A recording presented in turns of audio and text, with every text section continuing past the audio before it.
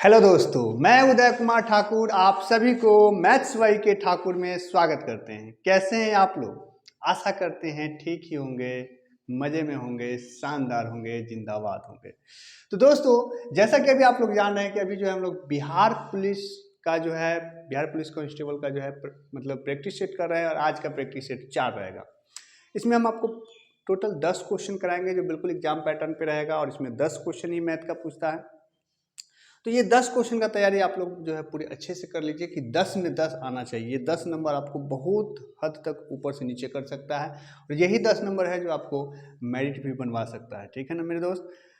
तो ध्यान से इसको देखिए, पूरी अच्छी तरीक़ा से पढ़िए और यदि आप चैनल पे नए होंगे तो चैनल को जो है सब्सक्राइब करके जो है बेल आइकन को दबा लीजिए।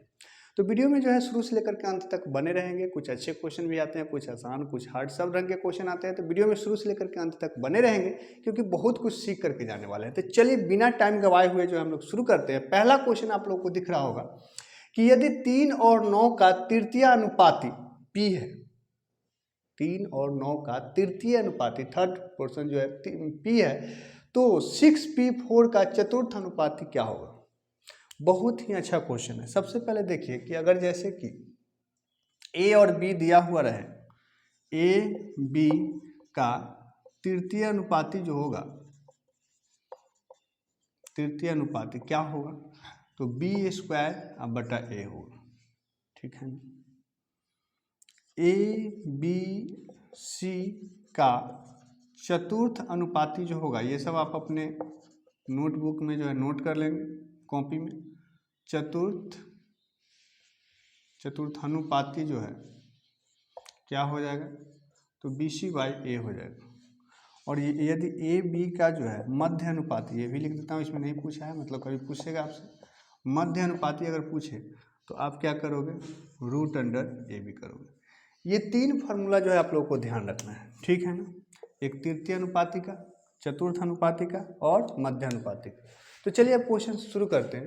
कहता है 3 और 9 का तृतीय अनुपात। ठीक है ना? तो देखिए तृतीय अनुपाती का हमने क्या सूत्र बताया? b² बटा a। इस तृतीय अनुपाती कह रहा है p है, तो p का मान कितना हो जाएगा? b²। b कितना है? 9। 9 का स्क्वायर मतलब 9 × 9 अब बटा a कितना है? 3 है। 3 × 9 कट गया, 9 × 27। तो p का मान कितना आ गया मेरे दोस्त? 27 आ गया। p का मान कितना आ गया? 27 आ गया। अब क्वेश्चन कहता है कि 6p मतलब 27, 6, 27, 4 का जो है चतुर्थ अनुपाती बताइए। 6, 27 p है तो p का मान 27 आ गया और 4 का चतुर्थ अनुपाती। ठीक है ना? चतुर्थानुपाती जो है कितना हो जाएगा? तो क्या बताए? BC यहाँ कितना है? मतलब ये ABC तो BC, ये B और C तो P का मान, ये B और C तो P का मान हो गया 27 गुने 4 और बटा में कितना? 6। चलिए काट दीजिए। तो 2 से अगर काटेंगे तो 2 दूना 4 और 2 तिया 6 और 3 से 3 मा 27। तो 9 में 2 से गुना होगा तो 9 दूना कितना? 18। तो 18 इस क्वेश्चन का बिल्कुल सही जवाब हो जाएगा, जो कि है ऑप्शन नंबर ए। तो उम्मीद करते हैं कि समझ में आ गया होगा। ये तीनों फार्मूला भी आप लोग ध्यान रखेंगे। अभी ये दोनों का यूज पूछ दिया, कभी आपसे मध्य अनुपाती भी पूछ सकता है। तो चलिए चलते हैं नेक्स्ट प्रश्न की तरफ। हाँ तो दोस्त देखेंगे, दूसरा क्वेश्चन है कि एक रेलगाड़ी एक समान चाल से 450 किलोमीटर की दूरी तय करती है। यदि रेलगाड़ी की चाल जो है 5 किलोमीटर प्रति घंटा अधिक होती तो उसे समान दूरी को तय करने में 1 घंटा कम समय लगता। सीधी सी बात है कि जब स्पीड बढ़ेगा तो टाइम कम जाएगी, तो 1 घंटा कम समय लगता। तो अपनी सामान्य चाल से चलते हुए रेलगाड़ी कितने समय में 315 किलोमीटर की दूरी तय कर लेगी? देखिए बहुत ही प्यारा क्वेश्चन है, समझिएगा। जैसा कि आप लोग जानते हैं कि समय बराबर होता है दूरी बटा चाल। तो दूरी यहाँ दिया हुआ है 450 किलोमीटर। ठीक है ना? चाल को हम क्या मान लेते हैं?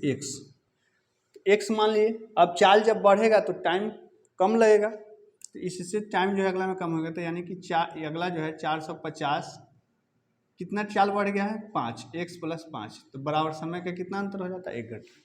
ठीक है, फिर से समझिए, दूरी कितना दिया हुआ है? 450। हमने चाल को माना x किलोमीटर प्रति घंटा, तो 450 बटा x कर लिए, तो समय जो लग रहा था। अब चाल जब बढ़ेगा तो समय कम लगेगा। 450 बटा x + 5 किए, 5 बढ़ गया है तो कितना समय कम लग रहा है? तो 1 बस।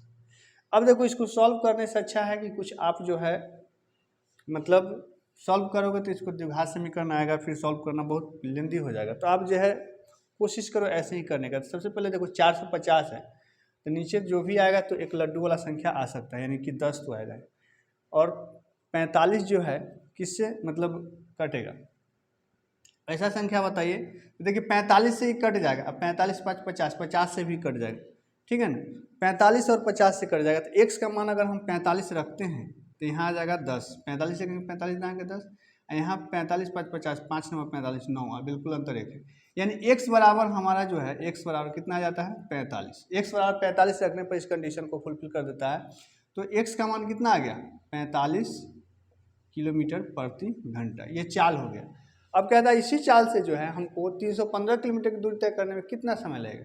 तो जैसा कि आप लोग जानते हैं कि समय बराबर होता है दूरी बटा चाल। तो दूरी है 315 और बटा चाल कितना है 45, ठीक है।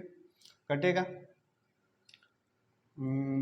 5 7 35 8 3 4 28, हाँ कट रहा है, ये 7 से कट रहा है, यानी कि इसका सही जवाब क्या हो जाएगा मेरे दोस्त 7 घंटा। 7 घंटा, जो कि है option number D, option number D. तो उम्मीद करते हैं कि समझ में आ गया होगा। चलिए चलते हैं नेक्स्ट क्वेश्चन की तरफ। हाँ तो दोस्त देखेंगे तीसरा क्वेश्चन है आपका कि एक मेज की ऊपरी सतह जो कि समबाहु त्रिभुज के आकार वाली है का क्षेत्रफल 9√3 सेंटीमीटर स्क्वायर है। तो मेज की प्रत्येक भुजा की लंबाई क्या है। बहुत ही सिंपल सा क्वेश्चन है, फार्मूला बेस्ड क्वेश्चन है। तो आपको अगर समबाहु त्रिभुज का क्षेत्रफल मालूम हो तो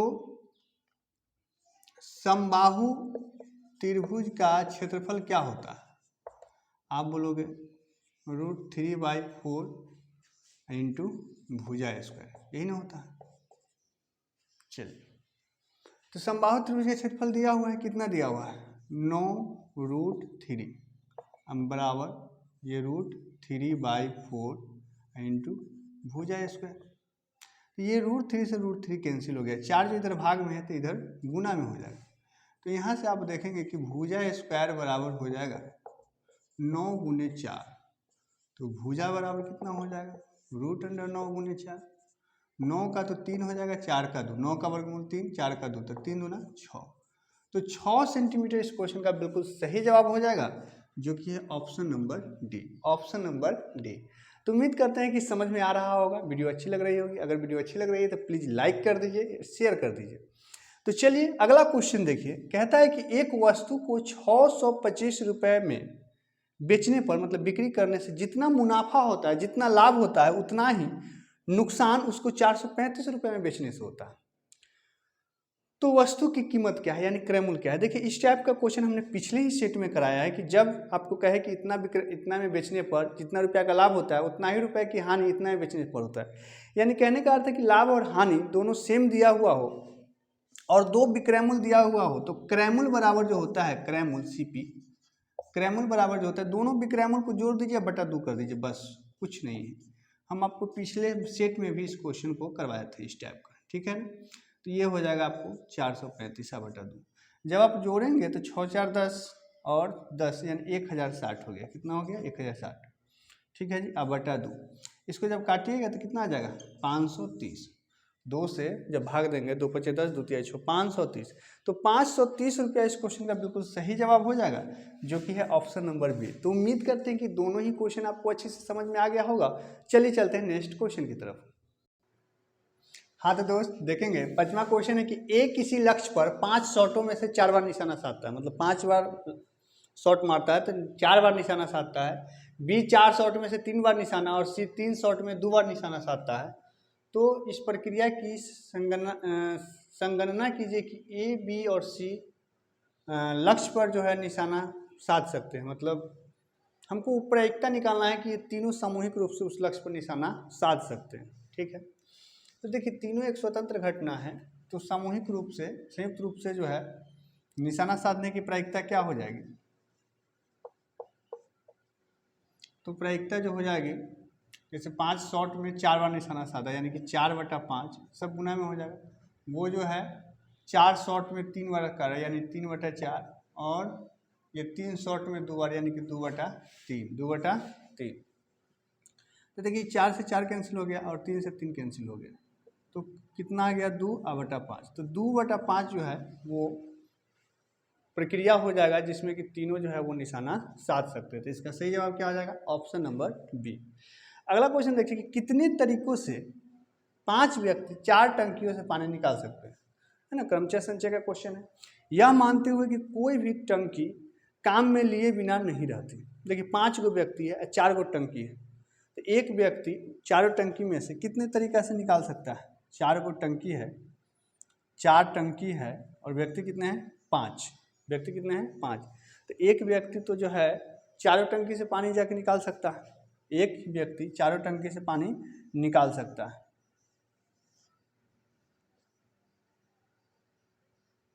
एक व्यक्ति जो है 4 टंकी से पानी निकाल सकता है, फिर 4 टंकी से पानी निकाल सकता है, फिर 4, फिर 4, फिर 4, मतलब हर व्यक्ति जो है 4-4 टंकी से पानी निकाल सकता है। तो हमको कहता है कि कितने तरीक़ों से, तो तरीका कितना हो जाएगा? तो तरीका आप लोग जानते हैं कि इस प्रकार से अगर पढ़े होंगे, अब सब क्या करेंगे, हम गुना कर देंगे। 4 गुने 4 गुने 4 गुने 4, 1 2 3 4 5, यानी क्या हो जाएगा? 4 के पावर 5। तो 4 के पावर 5 जो है इस क्वेश्चन का बिल्कुल सही जवाब हो जाएगा, जो कि है ऑप्शन नंबर बी। तो उम्मीद करते हैं कि दोनों क्वेश्चन समझ में आ गया होगा। चलिए चलते हैं नेक्स्ट क्वेश्चन की तरफ।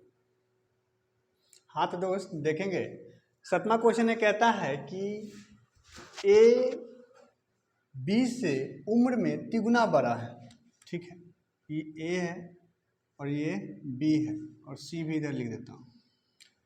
ए जो है बी से उम्र में तिगुना बड़ा है, ठीक है ना। अगर ये मान लीजिए कि 1 यूनिट है, अनुपात में ले रहे हैं तो ये 3 यूनिट है। 4 वर्ष पहले सी की आयु ए की आयु से दुगनी थी। अब 4 वर्ष पहले की उम्र दे दिया है, 4 वर्ष पहले, ये तो वर्तमान है, ये जो अभी लिखे सो वर्तमान है, ये 4 वर्ष पहले की बात कर रहा है। 4 वर्ष पहले क्या कहता है कि सी की आयु ना ए की आयु से दुगनी थी। 4 वर्ष पहले सी की आयु ए की आयु से दुगनी थी। तो 4 वर्ष पहले अगर x के फॉर्म में मानेंगे तो ये 3x मान लीजिए, ये अभी 3 है ना, 3 अनुपात 3x मान लीजिए। 4 साल पहले इसमें 4 घटा दीजिए, तो 4 वर्ष पहले जो है सी की आयु ए की आयु से दुगनी थी, ए की आयु से दुगनी थी। एक दुगना यहाँ कर दीजिए, यानी 3 दूना 6x हो गया, ये 4 दूना 8, कोई दिक्कत, ये 4 साल पहले की बात है। तो 4 वर्ष में ए अगर 31 वर्ष का हो जाएगा 4 साल में, अभी ये 3x है, ए का वर्तमान एज क्या है? 3x। 4 साल में यानी 4 जोड़ दीजिए, कितना साल का हो जाएगा? 31 साल का हो जाएगा। ये 4 उधर जाएगा तो 3x बराबर हो जाएगा 31 में से 4 उधर माइनस होगा तो 27, 3 माह 27, x का मान आ गया 9। x के मान कितना आ गया मेरे दोस्त? 9 आ गया। इसका मतलब हुआ कि ए इसका जो है ए का उम्र 3 है, x का मान 9 है, तो 3x तो 9 तिया 27, यानी ए का मान तो 27 साल हो गए, ठीक है ना। अब बी के मान तो 9 साल हो गए, एक अनुपात है तो 9 साल। अब पूछा क्या है, तो बी और सी के वर्तमान आयु क्या है? अच्छा, तो एक तो 9 हो गया, तो ये 10 वाला तो खत्म, क्योंकि बी और सी पूछा ना, बी का हमको आ रहा है 9, अब ये भी खत्म। अब या तो आंसर बी होगा नहीं तो सी होगा। चलिए अब देखते हैं। अब अगला कंडीशन क्या कह रहा है कि यहाँ देखिए 4 वर्ष पहले की बात, मतलब 4 वर्ष पहले जो है एज, 4 वर्ष पहले एज सी का कितना है? 6x - 8। तो जब ये कीजिएगा आप, इस पर जब x के मान रखिएगा तो 6 गुने 9 होगा और -8, 9 6 के 54, और 54 में से 8 जाएगा तो ये हो जाएगा 46। कितना हो जाएगा? 46, ठीक है मेरे दोस्त। लेकिन ध्यान रखिएगा 46 धरफड़ी में नहीं मानिएगा, ये 4 साल पहले का है, हमसे तो वर्तमान पूछ रहा है, ये 4 साल पहले का है, तो वर्तमान निकालने के लिए इसमें और 4 जोड़ दीजिएगा, तो 46 या 4 कितना हो जाएगा? 50, यानी सी जो है अभी कितने साल का है? 50 साल। तो सही जवाब क्या होगा? बी होगा आपको 9 साल के और सी होगा 50 साल। 9 50 ऑप्शन नंबर सी में है, ऑप्शन नंबर सी। तो उम्मीद करते हैं कि बहुत ही आसान तरीका से समझ गए होंगे, ठीक है ना। अगर समझने में कोई प्रॉब्लम हो तो एक बार फिर से जो है वीडियो को बैक करके देख लीजिएगा, ठीक है। ऐसे तो ऐसी कोई बड़ा जंजाल कुछ बताए ही नहीं, फिर से एक बार समझ लीजिए। जैसा कि ये बोला कि ए बी से तिगुना है तो इसको 1 अनुपात, इसको 3 अनुपात माने। अब 4 साल पहले के बाद 4 साल पहले लिखे, ये अगर अभी 3x है, मतलब x के फॉर्मेट में जब माने तो 3x, तो 4 साल पहले 3x - 4 कर दिए तो ये दुगना हो जाता है। सी बोला है कि दुगना, तो दुगना किए तो 3 दूना 6x, 4 दूना 8, यहाँ जो है कहता है कि 4 वर्ष में यानी 4 साल बाद जो है तो 3x + 4 31 साल का हो जाएगा। यहाँ से x का मान 9 निकल गया। जब x का मान यहाँ पर रखे तो 9 × 6 = 8 यानी 46 आया। 46 तो 4 साल पहले की एज है, किसका? C का। तो अभी कितना हो जाएगा? 4 जोड़ देंगे तो 50। उम्मीद करते हैं समझ में आ गया होगा। अगला देखिए कि किसी वस्तु का अंकित मूल्य 200 रुपया है, अंकित मूल्य पर 12.5% का डिस्काउंट देने पर जो है फिर भी 25% का लाभ होता है, तो क्रय मूल्य क्या है? ये पिछला सेट में भी बताया है, बार बार आता है, ये एकदम समझिए। तो अभी के परीक्षा का ट्रेंडिंग क्वेश्चन है, तो इसके लिए आपको रिलेशन एक याद रखना है कि MP/CP बराबर 100 + PA/100 - D। ठीक है ना। MP मतलब मार्क प्राइस, मतलब अंकित मूल्य कितना है? 200 है। और CP हमें फाइंड करना है। CP मतलब कॉस्ट प्राइस क्रय मूल्य। P मतलब प्रॉफिट, कितना का लाभ हो रहा है? 25% का। तो 100 में 25 जोड़ेंगे तो ये हो जाएगा 125। और D मतलब डिस्काउंट, कितना का डिस्काउंट हो रहा है? तो 12.5% का। ठीक है ना। तो 12.5% का मतलब हुआ कि 87.5%। ठीक है ना। 87 1/2। ठीक है। चलिए, तो कट रहा है तो काटिए। देखिए 25 से 25 सते और 25 अठे, 25 सते 25 पचे 125 और 25 अठे 200। अब जब क्रॉस गुना करेंगे तो देखिएगा ये हो जाएगा CP में 5 से गुना होकर के ये 5 CP बराबर 87 दूना कितना हो जाएगा? 87 दूना 8 दूना 16 और 7 दूना 14, 175 हो जाएगा मिलाकर। बटा 2। ठीक है ना। 2 × 8 = 16 और 2 × 7 = 14, 175/2। इसमें कितना से गुना करना है? 8 से। ये 2 चौके 8 काट दीजिए, है ना। 2 चौके 8 काट दिए। ये 5 से जब काटेंगे, 5 दिए 15 और 5 25। तो CP यहाँ से निकल के आ गया 35 × 4। 35 × 4 कितना हो जाएगा? तो 140। 5 × 20 और 4 × 12 2 14। तो 140 जो है इस क्वेश्चन का बिल्कुल सही जवाब हो जाएगा, जो कि है ऑप्शन नंबर A। तो उम्मीद करते हैं कि समझ में आ गया होगा बहुत ही अच्छा तरीका से। समझ में आ रहा है तो वीडियो को लाइक कीजिए, और चैनल सब्सक्राइब नहीं किए तो चैनल को सब्सक्राइब कर लीजिए। तो चलिए चलते हैं अगले क्वेश्चन की तरफ। हाँ तो दोस्त देखेंगे 9वां क्वेश्चन है कि 1000 रुपये पर 40% छूट और 30% तथा 10% छूट का अंतर कितना है? बहुत सारे मेरे दोस्त देखेंगे कि अच्छा एक बार 40% दिया है और फिर एक बार 30% और 10%, तो 30 40% फिर तो दे दिया, तो अंतर क्या होगा? 0 होगा। बहुत सारे दोस्त मेरे 0 मार देंगे, जबकि नहीं। देखिए 40% जो आपको सिंगल छूट मिला सो, और फिर 30% और 10% का 2 डिस्काउंट मिला सो, दोनों में फ़र्क है। फ़र्क क्या है समझिए। देखिए अगर मान लीजिए कि 100 रुपया का कोई सामान है और उस पर कोई 40% का डिस्काउंट दे रहा है, यानी कि 40 रुपया डिस्काउंट दे दिया, आपको सामान कितना मिल रहा है? 60 रुपया। ठीक है ना। जबकि 100 रुपया का सामान है, कोई आपको 30% का डिस्काउंट दिया, तो इसका मतलब क्या हो गया? कोई 100 रुपया का सामान कोई 30% का डिस्काउंट दिया, तो इसका मतलब है कि सामान 70 में मिलेगा। आपने बोला कि ना थोड़ा और कम कीजिए, तो बोला कि चले 10% का और डिस्काउंट देते हैं।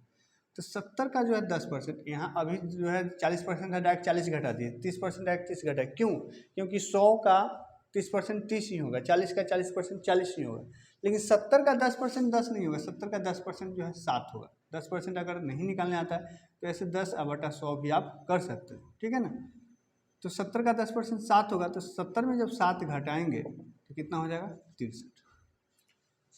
अब देखिए शुरू में जो आपको 40% का डिस्काउंट मिल रहा था, तो सामान कितना में मिला है? 60 रुपये में। लेकिन अभी जो है, अभी 100 रुपया का जो है सामान में जो है 2 गो डिस्काउंट मिला, एगो 30% का, एगो 10% का, तब भी सामान आपको 63 रुपया मिला है, यानी 3 रुपया अभी भी ज़्यादा आपको लग रहा है। तो यही 3 रुपया हमने 100 रुपया माना है, 100 रुपया माना है। 100 रुपया परसेंटेज का वैल्यू अपने आप में 100% होता है, 100 ही होता है। तो यही जो 3 आया ना, यही 3% का अंतर होगा। ठीक है ना, यही 3% का अंतर होगा।